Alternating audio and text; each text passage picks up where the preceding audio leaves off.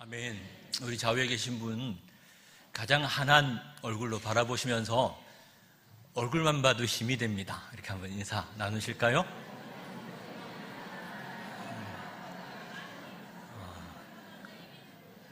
여기 이 인사에는 반드시 진정성이 있어야 합니다. 저에게는 소원이 있습니다. 그중 하나는 여러분에 대한 부분입니다. 저는 여러분 모두가 정말 잘 되셨으면 좋겠습니다. 정말입니다. 저 대신 한 번 더 옆에 계신 분에게 인사해 주시겠습니까? 당신이 정말 잘 됐으면 좋겠어요.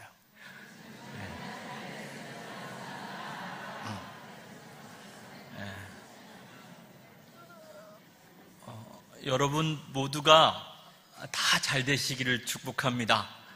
할 수만 있다면 여러분 모두가 더 좋은 직장을 얻고 더 편하게 즐겁게 살게 되시면 좋겠습니다. 그런데 보다 근본적인 소원은 여러분 모두가 이전보다 좀 더 강한 사람이 되시기를 소망합니다. 어떻게 해요? 정말 강한 사람, 우리가 대가라고 부르는 사람은 기본에 강하잖아요. 그리스도인의 기본은 예배죠. 예배할 줄 모르는 사람이 예배를 사모하는 사람이 되고, 말씀과 기도에 흥미가 없던 사람이 말씀을 사모하게 되고, 기도에 열정을 가진 사람이 되고, 목장 모임에 참석하라고 사정해서 간신히 오던 분이 공동체의 리더가 됐어요. 그래서 예전에 자기 같은 분을 막 찾아다니면서, 야, 나는 더 했어. 지금 너 너무 잘하고 있어. 봐, 내가 이렇게 됐잖아. 난 지금이 너무 좋아 라고 고백할 수 있는 그런 사람으로 세워진다면, 그런 공동체에 함께하는 지체들도, 또 사역하는 사역자들도 정말 행복하겠죠. 저는 주님께서 세우신 신일교회 공동체가 그렇게 하나님께서 거하시고 또 거하기를 기뻐하시는 하나님의 처소로 아름답게 지어져 가기를 축원합니다. 성경을 보면 사도 바울도 소원이 있었습니다. 이전에는 예수 믿는 자를 핍박하고 씨를 말려버리려고 했던 그런 일에 열정을 가진 사람이 예수님을 만난 다음 완전한 정말 새로운 소원을 갖게 됐었죠. 그리고 그 소원이 인도하는 대로 자기 삶을 드립니다. 복음 전도자로, 순회 선교사로 공동체를 세우고 교회를 세우는 사람으로 반평생을 살았죠. 그런 바울에게 에베소 교회는 정말 각별한 교회였습니다. 세계 7대 불가사의 중 하나인 아데미 여신을 섬기는 우상의 땅, 아데미 여신을 보기 위해 사방에서 사람들이 몰려들었습니다. 아데미 여신을 에베소 최고의 축복이라고 여기고 그 우상을 관광 상품화하고 여러 상권들이 형성되고 여관이 생기고 몸 파는 사람들이 모여들고 음란한 땅이었으니까 복음 전하기가 얼마나 어려웠겠습니까? 그래서인지 성령님도 정말 강력하게 역사하셨죠. 바울의 손수건이나 심지어 앞치마를 가져다가 병든 사람에게 얹으면 병이 낫고 악한 귀신이 떠나가는 기적과 같은 일이 일어났었죠. 그렇게 예수 믿는 사람들이 생겨나고 우상을 불태우고 회개하는 역사, 엄청난 역사가 일어났습니다. 단순 사건 정도가 아닌 이유는 이런 성령님의 역사 때문에 아데미 여신과 같은 우상 관련 직종에 종사하던 일들이 정말 거세게 일어나면서 바울과 그의 제자들의 생명의 위협까지 받을 정도였습니다. 그런 땅에다가 교회를 세우고 3년 동안 훈련해서 세워진 제자들이니까 지금 감옥에 갇힌 바울이 이들을 생각할 때 어떤 마음이었을까요?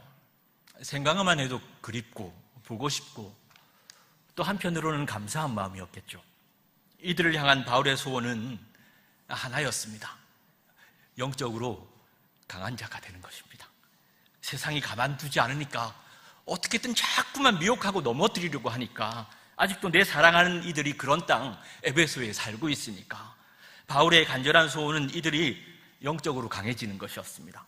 바울만 그런 거 아닙니다. 저에게도 그런 소원이 있고 삼위 하나님의 소원 역시 우리가 영적으로 더 강해지는 것이겠죠. 그래서 사도 바울은 에베소 교회를 향한 편지를 마무리하면서 먼저는 주 안에서와 그 힘의 능력으로 강건해지라고 하고선 구체적인 방법으로 하나님의 전신갑주를 입으라라고 권면을 합니다. 그 다음 오늘 말씀인데요, 에베소서 6장 18절을 함께 읽겠습니다. 시작. 모든 기도와 간구를 하되 항상 성령 안에서 기도하고 이를 위하여 깨어 구하기를 항상 힘쓰며 여러 성도를 위하여 구하라. 아멘. 제가 방송실에 원고를 전달을 못했습니다. 프린트해두고 죄송합니다. 이전 성경에 보면 18절 말씀을 무시로 성령 안에서 드리는 기도를 항상 깨어 힘써야 한다고 했습니다. 여러분 18절 말씀 가만히 보시면 이 정도면 강한 자죠. 거의 모든 일에 기도로 기도하는 사람 아닙니까? 한 문장으로 이야기하면 제가 이 문장을 한 문장으로 딱 압축했을 때 기도로 강한 자가 되라. 그렇게 한번 압축해 보았습니다. 옆 사람과 한 번 더 인사하실 때 기도로 강한 자가 됩시다. 인사합시다. 네. 여러분 에베소서의 구조를 보면 지금 하나님의 사람은 전신갑주를 입고 있습니다. 그런데 거기서 멈추지 않고 골로새서에서 이 모든 것 위에 사랑을 더하라고 했던 바울이 이번에는 이 모든 것 위에 기도를 더하라. 즉 하나님의 전신갑주를 입었다 하더라도 기도해야 해. 이렇게 이야기한 겁니다. 여기에다가 아레이 토레이 목사님은 어떻게 주석을 달았냐면 하나님의 전신갑주를 입었다 하더라도 기도하지 않는다면 그것은 무용지물이 되고 말 거야. 이런 식으로 주석을 달았습니다. 여러분 어떠십니까? 기도의 끈 붙들고 계십니까? 혹시 기도 정도는 생략하고 계십니까? 토미 테니 목사님의 하나님 당신을 갈망합니다 라는 책을 보시면 지금은 막혀버린 옛 우물을 다시 파는 이야기가 나오는데요, 목사님의 친구 한 분이 인도에 땅을 샀는데 그 땅이 옛 우물터였다고 합니다. 일반적인 수직 우물이 아니라 산비탈의 비스듬히 수평으로 파진 우물이었습니다. 동력자들과 함께 그 막혀있는 우물을 파기 시작했습니다. 그랬더니 잡초와 수풀이 무성한 둔덕 밑에서 낡은 기계류, 내다버린 가구들, 오래된 쓰레기 더미가 나왔답니다. 그뿐 아니라 버려진 우물 속에는 수백 마리의 코브라가 살고 있었습니다. 결국 우물 주위의 쓰레기들과 뱀들을 다 치우고 나서야 잠자리에 들 수 있었답니다. 다음 날 이들이 조금의 물이 고여 있을 우물을 기대하고 그 우물터를 찾았답니다. 근데 막상 가서 보니까 우물 속에서 물이 거품처럼 이렇게 솟아나 힘차게 밤새 흘러서 시내가 생겼다는 거예요. 토미 테니 목사님이 자 그러니까 우리가 지금 이러고 있을 게 아니라 지금 다 같이 우물 파러 갑시다, 뭐 이런 말을 하려고 우물 이야기 꺼낸 거 아니겠죠. 요한복음 7장 38절에 나를 믿는 자는 성경의 이름과 같이 그 배에서 생수의 강이 흘러나리라 하시니, 예수 믿는 사람, 교회인 우리가 어떤 삶을 살아야 할 것인지를 말씀하신 거잖아요. 그러니 기도는 선택의 문제가 아닙니다. 제대로 살고 진짜 사는 길이 기도로 사는 것입니다. 39절 말씀, 이는 그를 믿는 자들이 받을 성령을 가리켜 말씀하신 것이라. 믿음으로 살고 성령님의 인도하심을 따라 사는 길이 기도입니다. 이쯤 되면 우리 눈치 구단이신 우리 성도님들이 목사님 또 특세 이야기 하려고 하시네요 하시겠죠? 네, 맞습니다. 여러분, 하나님이 교회를 통해서 마련해 주신 정말 우리가 영적으로 사는 길이 특별 새벽 기도입니다. 우리가 홈커밍 데이를 준비하기 위해서 내일부터 특세를 진행하지만 모든 기도가 다 그렇지 않습니까? 어떤 문제나 어떤 기도 제목이나 우리는 그 문제 때문에 기도하기 시작하는데, 기도하다 보면 결국 하나님은 우리 영혼의 문을 뻥 하고 열어주시잖아요. 솔직히 기도 제목이 홈커밍 데이만 있는 거 아니지 않습니까? 기도 제목이 수도 없이 많으시잖아요. 여러분 개인적으로 기도 없이 괜찮으시겠습니까? 교회적으로는 기도할 부분 보이지 않으십니까? 나라와 민족, 전 교회가 이 일은 함께 기도해야 할 일이라고 이 시간에 강화문 광장에 모여 있는 거 아닙니까? 거기서만 기도하고 다른 곳에서는 다른 날은 기도 안 해도 되는 그런 문제 아니죠. 여러분, 우리가 가만히 하나님 앞에 머물러 있으면요, 이렇게 혼란스럽고 어지러운 세상에 산다는 것 자체가 기도해야 할 일 아닐까요? 그러니 여러분 기도하셔야 합니다. 그렇게 보면 특세는 기회도 이런 기회가 없습니다. 목적은 내가 사는 겁니다. 왜 내가 이렇게 건조하고 메마르지? 낡은 기계, 내다버린 가구들, 오래된 쓰레기 더미, 심지어 수백 마리의 코브라가 거기 살고 있는데 무슨 기도가 됩니까? 그러니 부흥의 우물 다시 파셔야 합니다. 저를 한번 따라하겠습니다. 부흥의 우물 다시 팝시다. 무엇보다 그것이 우리가 믿는 믿음이기 때문입니다. 지금 이 자리에서 둘러보시면 다들 멀쩡해 보이시잖아요. 근데 솔직하게 이야기하면 저나 여러분, 우리 예수 믿는 사람들은 진짜 대책 없는 사람들 아닙니까? 사람들이 다 그렇게 이야기하죠. 형제 자매들이 또 그렇게 이야기할 때도 있으시죠. 그 말이 맞잖아요. 우리는 진짜 답이 없는 사람들. 그런데 여러분, 우리는 또 답을 가진 사람들이죠. 우리의 답은 하나님이십니다. 하나님이 우리의 답이십니다. 우리가 믿는 신앙은 하나님이 우리의 답이시기 때문에 세상적으로는 정말 아무 대책 없고 방법 없어도 자기 소유를 다 팔아서 그 밭을 사는 사람들. 그래서 담대하게 말씀 선택하고 믿음 선택하고 기도 선택하는 거잖아요. 그러니까 내 우물이 막히고 기도가 막혔다는 건 이건 영적인 동맥경화 같은 것입니다. 혈관 내부에 콜레스테롤 같은 게 잔뜩 쌓여서 혈관 직경이 이렇게 좁아지는 겁니다. 그러면 어떻게 해야 할까요? 당장 시술하셔야죠. 잠언 16장 9절 말씀에 사람이 마음으로 자기 길을 계획할지라도 그 걸음을 인도하시는 이는 여호와시니라. 내 계획대로 되는 게 잘 되는 거 아니라 여호와께서 인도해 주셔야 합니다. 하나님이 인도해 주셔야죠. 그렇다면 지금 저와 여러분에게 있어서 가장 중요한 일은 하나님과의 소통입니다. 주일마다 이 부분을 반드시 여러분 점검하셔야 합니다. 내가 지금 하나님과 소통하고 있는가?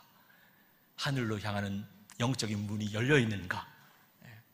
그러니 기도가 안 된다, 기도 안 하고 산다는 건 하나님과의 관계, 우리의 생명에 있어서 너무나 중요한 부분이 지금 꽉 막혀 있다는 겁니다.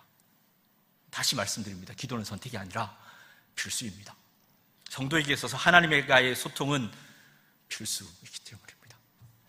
그런데 오늘 본문은 기도로 하나님과 소통하는 정도를 넘어서서 기도로 강한 자가 될 것을 권면합니다. 도대체 어떤 게 기도로 강한 것일까요? 말씀의 흐름을 보시면 기도로 강하다는 것은 하나님과의 소통은 물론이요, 환난 날에 영적 전투를 수행하는 데 사용할 수 있는 영적인 무기가 되는 차원을 말씀하고 있죠. 18절 말씀, 모든 기도와 간구를 하되 항상 성령 안에서 기도하고. 이 말씀은 자기 생각대로 기도하지 말라는 겁니다. 우리가 내 생각만 가지고 내 마음대로 기도하면 하나님은 그 기도에 응답하지 않으시지요. 이유는 우리가 구하는 것이 우리에게 다 유익한 게 아니기 때문이고, 또 그것이 하나님 뜻과 일치하지 않을 때도 있기 때문입니다. 그러니 모든 기도와 간구를 할 때 항상 성령 안에서 기도하라. 우리 안에 오신 성령 하나님의 인도하심을 받으라는 것입니다. 요한복음 15장 7절에 무엇이든지 원하는 대로 구하라 그리하면 이루리라 하신 말씀 앞에는 이런 구절도 있습니다. 너희가 내 안에 거하고 내 말이 너희 안에 거하면. 기도에 있어서 대단히 중요한 부분이죠. 또 하나, 성령께서 우리 안에 오신 이유는 우리의 기도를 도와주시기 위함입니다. 로마서 8장 26절 말씀에 이와 같이 성령도 우리의 연약함을 도우시나니 우리는 마땅히 기도할 바를 알지 못하나 오직 성령이 말할 수 없는 탄식으로 우리를 위하여 친히 간구하시느니라. 우리는 마땅히 어떻게 기도해야 할지를 알지 못하니까 기도를 해도, 여러분 그럴 때 있으시죠?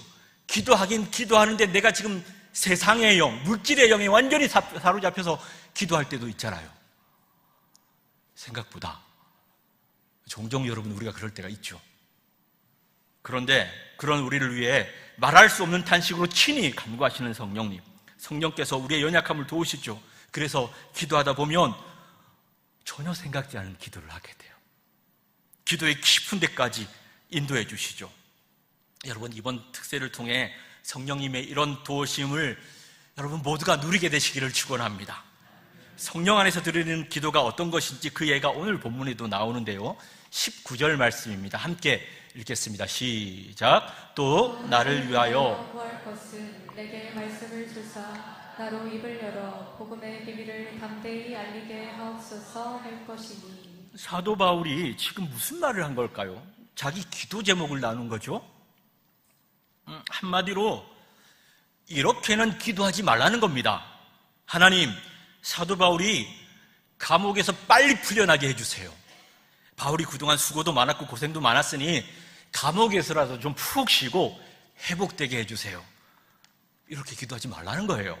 여러분, 이렇게 기도하는 게 뭐 잘못된 겁니까? 그런 거 아니죠. 그런데 사도 바울은 이렇게 기도해 달라고 요청합니다. 나를 위해 기도할 때 내게 말씀 주셔서 감옥에서도 복음의 비밀을 담대히 말하게 해주세요.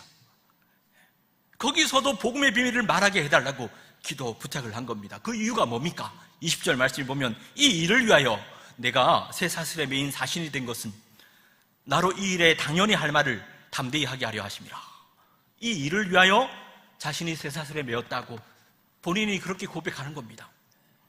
여러분, 생각해보면 이 본문 이면에는 엄청난 영적인 대결이 있었겠죠.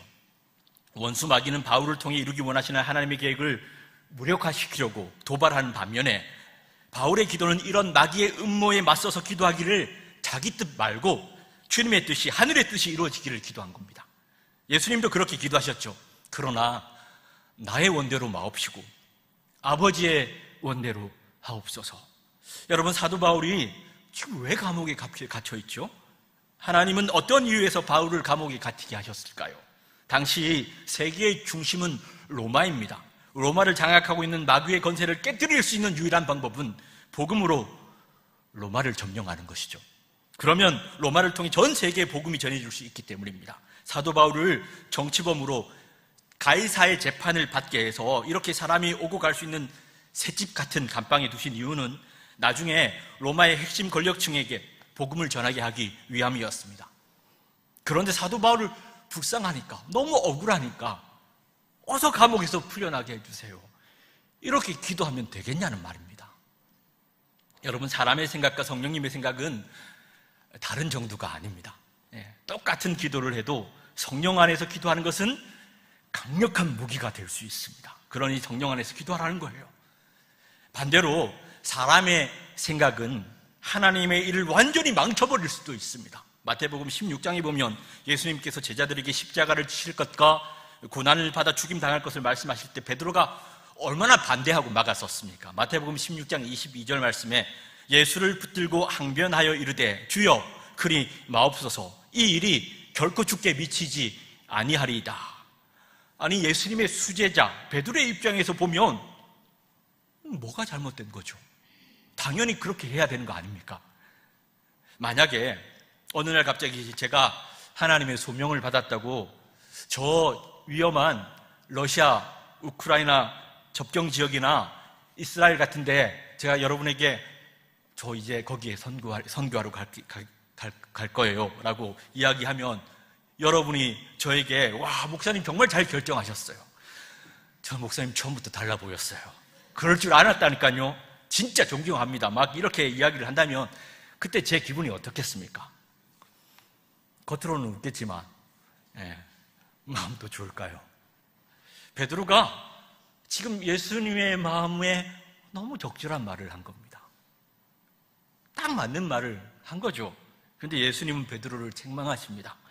마태복음 16장 23절에 예수께서 돌이키시며 베드로에게 이르시되 사탄아, 내 뒤로 물러가라. 너는 나를 넘어지게 하는 자로다. 네가 하나님의 일은 생각하지 아니하고 도리어 사람의 일을 생각하는도다. 여러분, 베드로가 이 정도 책망받을 만한 일을 한 거 맞습니까? 베드로의 문제는 사람의 생각만 했다는 겁니다. 지금 온 인류가 마귀의 손에서 구원받느냐 아니냐 하는 문제가 달려있잖아요. 그런데 사람의 생각만 하니까 자신이 하나님의 구원 계획을 가로막고 있다는 걸 알 리가 없다는 겁니다. 그러니 기도를 해도 내 생각대로 기도할 것이 아니라 성령 안에서 기도하기를 힘써야 한다는 겁니다.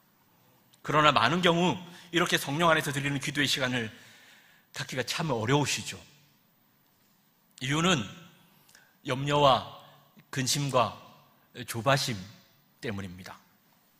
당장 제가 여러분 오늘부터 우리가 이렇게 기도합시다. 꼭 성령 안에서 기도하셔야 합니다 라고 이야기한다면 여러분 가운데 그러면 우리는요 우리 문제는 어떻게 해요? 앞길 창창한 우리 아이들, 우리 가족은 어떻게 하고요? 먹고 사는 문제, 이제 그런 건 기도하지 말라는 겁니까? 이런 생각이 드시겠죠. 그런데 그게 아니라 먹고 사는 문제는 다 주님께 맡기고 염려하지 말라는 겁니다. 여러분, 우리 신앙, 특별히 기도 생활에 있어서 너무 중요해서 우리가 계속 연습해야 하는 것이 염려를 맡기는 부분입니다. 이 부분은 연습하셔야 합니다. 이유는 내 마음의 생활에 염려나 먹고 사는 부분에 문제가 생기면 하나님 나라를 위한 기도가 안 되잖아요. 기도를 어떻게 무기로 사용합니까? 내 기도를 성령님이 아니라 지금 염려가 지배하고 있는데 하나님 나라를 위한 기도가 될 리가 없죠. 나라와 민족을 위해, 북한 땅을 위해 기도한다, 예배를 위해, 교회를 위해, 고통받고 있는 그리스도인들을 위해 어떤 기도 제목이 던져진다 하더라도 내 생각은 그냥 염려에 매여 있는 겁니다. 내 문제가 발등에 떨어진 불인데 그런 상황에서 무슨 열방을 위한 기도가 되겠습니까? 여러분, 우리 신앙과 기도 생활에 있어서 정말 중요한 부분이 염려를 주님께 맡기는 것입니다. 신앙은 나 중심에서 하나님 중심으로 점점 옮겨가는 것이죠. 그런데 아무리 시간이 흘러도 신앙과 내 기도를 여전히 자기 중심에 붙들어 메어놓고 있게 만드는 것이 염려, 거기에 매여 있게 하는 겁니다. 그러니까 염려를 우리 생각 속에 집어넣는 것은 마귀가 저와 여러분을 지배하고 조종하려는 또 하나의 시도인 겁니다. 그래서 우리가 반드시 해결해야 하는 것이 염려를 맡기는 겁니다.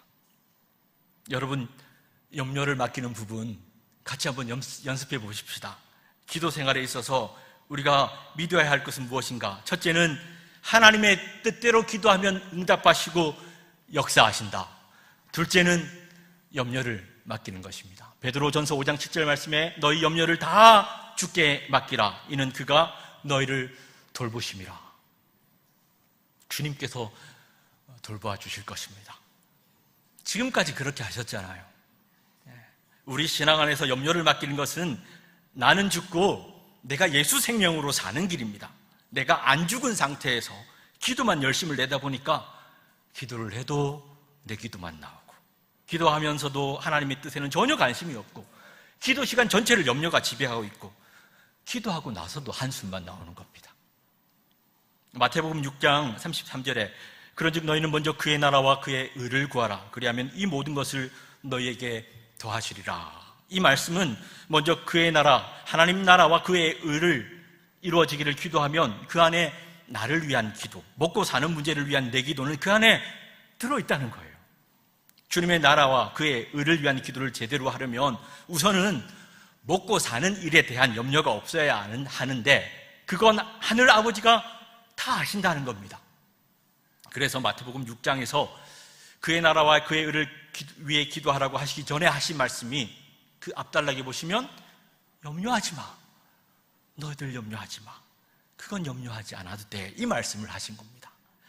여러분, 저와 여러분을 향한 하나님의 뜻은 염려에 매여 살고 기도를 해도 염려에 붙들려 있는 그런 게 아니라 기도로 악한 영의 권세를 무너뜨리고 하나님 나라를 세워가는 것입니다. 본문 말씀 그대로 기도했던 예가 다니엘서 2장입니다. 그것은 유다 땅이 아닌 바벨론 제국이었죠. 느부갓네살왕이 꿈을 꿨습니다.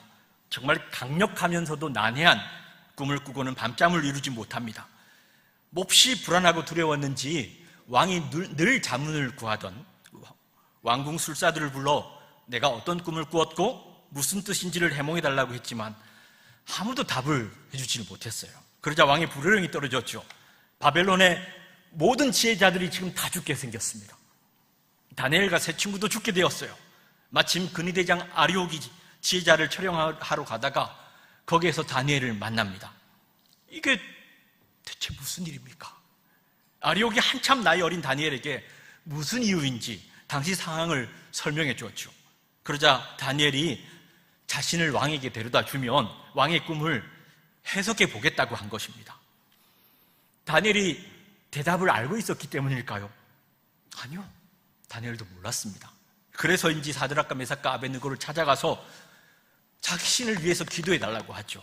다니엘이 아무것도 몰랐습니다. 하나님의 계획도 자신과 친구들의 미래도 느부갓네살의 꿈도 다 몰랐지만 하나는 분명히 알았습니다. 이 문제가, 이 상황이 느부갓네살에게서부터 온 것이 아니라 하나님께로부터 온 것이라는 사실을 믿었던 겁니다. 그래서 다니엘이 절망하지 않고 하나님의 도우심을 바라며 기도했죠. 나중에 다니엘이 느부갓네살 앞에 나아가서 해석해준 내용을 보시면요, 금의 나라, 은의 나라, 노새 나라, 그리고 새 나라가 오고 마지막에는 예수 그리스도의 나라가 올 것이라고, 세상 나라는 다 망하고 주와 그리스도의 나라가 올 것이라고 아주 담대하게 증거를 했었죠. 여러분, 이 계시를 깨달았던 다음 다니엘이 새 친구들에게 뭐라고 기도를 부탁했을까요? 아마 이렇게 기도를 부탁하지 않았겠습니까? 오늘 보면 19절 말씀, 또 나를 위하여 구할 것은 내게 말씀을 주사 나로 입을 열어 복음의 비밀을 담대히 알리게 하옵소서. 다니엘은 말씀을 달라고 기도했고, 자칫 잘못 말했다가 자신뿐 아니라 모든 지혜자가 다 죽임당할 위기임을 알고도 입을 열어 복음의 비밀을 담대히 알리게 하옵소서 하고 기도를 부탁한 것입니다. 역대하 20장에 보시면 모압과 암몬 연합군이 유다 나라를 쳐들어옵니다. 그때 남유다 왕 여호사밧이 이상하게 전쟁을 준비해요. 지금 전쟁을 하자는 건지 말자는 건지 그냥 금식을 선포해 버립니다. 아니, 그러면 군인들이 무슨 힘으로 어떻게 싸웁니까? 그리고 기도하기 시작합니다. 하나님, 이 땅은 아브라함과 그 자손에게 영원히 주시기로 하시지 않았습니까? 뭐예요? 언약을 이야기한 것이죠. 하나님, 우리와 이렇게 약속하시지 않았습니까? 솔로몬의 기도를 여호사밧만 한 게 아니라 다니엘도 했었죠. 그가 예루살렘을 향한 창문을 열고 전에 하던 대로 3번, 왜 예루살렘을 향해서 기도했을까요? 거기에 성전이 있었기 때문에. 성전을 위해서, 성전을 향하여서 기도하면 주께서 어떻게 하신다고 했죠. 오늘날 우리는 어떻게 기도합니까? 예수님의 이름을 붙들고 기도하죠.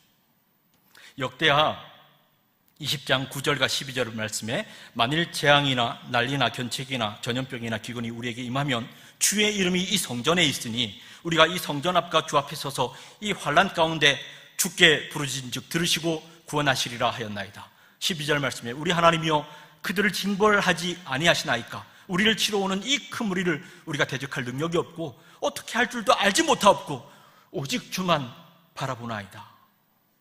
우리는 어떤 방법, 어떤 답도 없고 오직 하나님만 우리 답이십니다. 그 말을 하는 겁니다. 그때 하나님의 영이 야하시엘이라는 레위 사람에게 임하여 그가 이야기합니다. 17절 말씀 같이 읽겠습니다. 시작. 이 전쟁엔 너희가 싸울 것이 없나니 대를 이루고 서서 너희와 함께한 여호와가 구원하는 것을 보라. 유다와 예루살렘아, 너희는 두려워하지 말며 놀라지 말고 내일 그들을 맞서 나가라. 여호와가 너희와 함께하리라 하셨느니라. 아멘. 아멘. 이 말씀을 듣고 여호사밧이 생각지 못한 일을 지시합니다. 성가대를 조직하죠. 그들이 거룩한 옷을 입고 하나님을 찬양하기 시작합니다. 여호와께 감사하세. 왜? 그분이 우리 살리실 거니까. 그분이 우리의 구원이시니까. 그분이 우리의 답이시니까. 그 믿음으로 이 노래를 부른 거예요. 그의 인자하심이 영원한 심이로다. 그때 대답을 가진 사람, 구원 얻은 그들의 노래와 찬양이 시작될 때 여호와께서 보내신 천사들로 그들을 치셨죠. 또 서로끼리 자기들끼리 싸우게 하십니다. 전쟁이 끝나고 전리품이 얼마나 많았는지 사흘 동안 거두어 드렸다고 했습니다. 사랑하는 여러분, 지금 바울이 에베소 교회에 전하는 이 기도는 그가 새롭게 발견해낸 어떤 특별한 기도의 방법 아닙니다. 지금까지 하나님의 군대요 백성인 주님의 교회에게 허락하신 유일한 전략이고 전술인 영적 전쟁해야 하는 에베소 교회와 오늘날 교회인 우리에게 말씀한 것입니다. 하나님의 싸움은 하나님이 하십니다. 저와 여러분에게 속한 하나님의 싸움도 하나님께서 싸워주실 것입니다. 우리가 할 일은 서로 사랑하는 거죠. 우리가 할 일은 하나님의 전신갑주를 입고 기도하는 것입니다. 하나님은 지난 2000년 동안 그렇게 주님의 교회, 하나님의 사람들을 지켜주셨고 앞으로도 그렇게 하실 것입니다. 하나님은 오늘도 우리 모두에게 신실하실 것입니다. 이 믿음 위에 굳게 서서 저와 여러분, 우리 신일교회 공동체가 기도로 강한 자들로 세워져 가기를 주님의 이름으로 축원합니다. 끝으로 감사의 말씀을 드립니다. 지난 2년 7개월간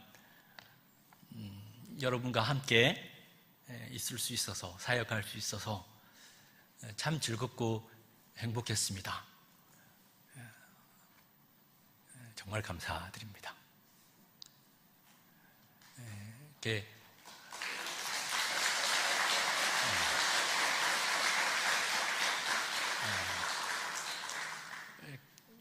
다니다가 권사님들께서 교육자들한테, 부교육자들한테는 정 주면 안 된다.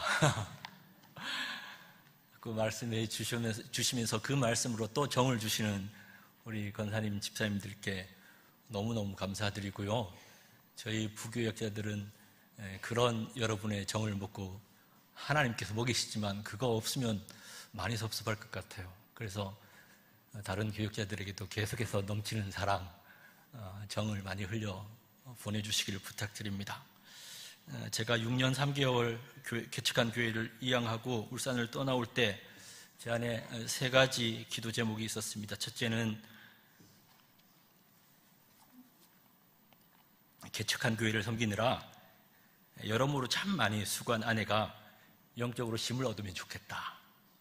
둘째는 저는 어릴 적부터 공동체의 덕을 정말 풍성하게 누렸던 사람인데 제가 개척교회를 섬겼기 때문에 아빠 때문에 청소년기가 다 지나도록 또래 공동체를 경험할 수 있는 기회를 주지 못한다면 아이들에게 그것보다 미안한 일이 없을 것 같았습니다. 아이들이 신앙 공동체를 경험할 수 있으면 좋겠다. 교회 공동체는 이렇게 좋은 거야.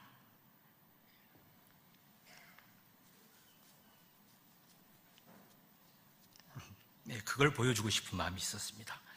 세 번째는 이제 하나님께서 저를 새로운 사역으로 인도하실 텐데 이 시간을 통해서 다음 사역을 잘 준비할 수 있는 시간이 되면 좋겠다. 3가지의 기도 제목이었습니다. 그런데 이 3가지를 다 응답해 주셨습니다. 신일교회를 통해 아내가 얼마나 힘을 누렸는지 모릅니다. 정말 예배하고 기도만 하면 되는 그런 회복과 은혜의 시간을 보내게 하셨고, 또 저희 우리 아이들은 당시에 나이가 어렸음에도 불구하고 늘 자기보다 더 어린 아이들을 돌봐야 하는 그런 입장에 있다가 신일교회에 와서 선생님이나 선배들이나 혹은 친구들의 돌봄과 사랑을 듬뿍 받는 그런 시간을 허락해 주셨습니다. 무엇보다 저에게 신일교회에서의 사역이 너무 즐거웠습니다. 특별히 우리 청년들, 2청년들과 3청년들과 함께 했던 시간들은 저에게 정말 선물과 같은 시간들이었습니다. 이들을 섬김으로 신일교회의 미래를 섬길 수 있었다는 것이 저에게는 감사의 제목입니다. 또 하나, 제가 우리 신주실 담임 목사님을 엄청 좋아하거든요.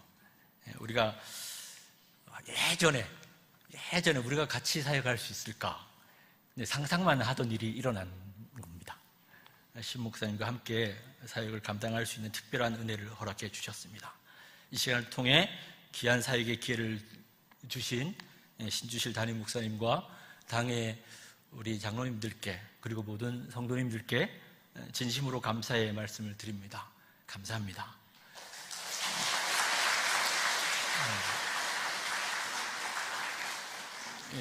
저의 소원은 처음에 말씀드린 것처럼 또다시 교회 공동체를 세우는 겁니다. 이제 또 다른 공동체를 허락해 주셨는데 복음으로, 사랑으로 그들을 섬겨서 영적으로 강건한 교회가 세워질 수 있도록 기도해 주시기를 부탁드립니다.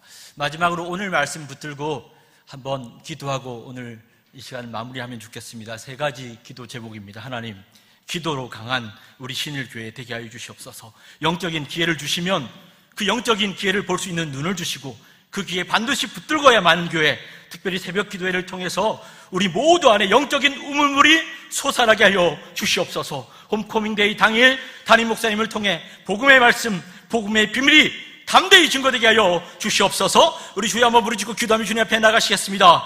주여!